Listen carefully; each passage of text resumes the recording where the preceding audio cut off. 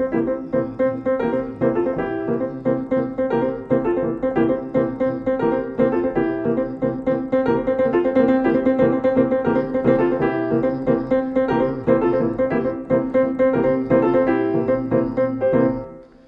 everybody, Helio Alves here for 2-Minute Jazz.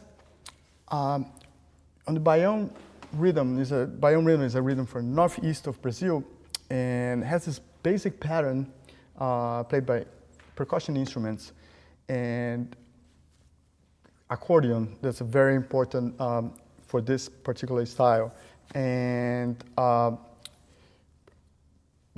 typical sound of the Baião is this type of sound, which you have the basic percussion pattern in your left hand and the accordion patterns on your right hand. And it sounds like this, with a lot of 16 notes, a lot of syncopation.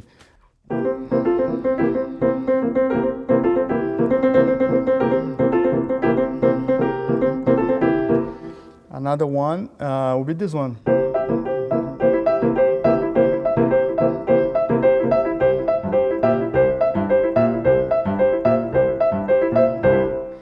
Another characteristic of this style is the Lydian flat 7 scale that's very commonly used, and the sound is this.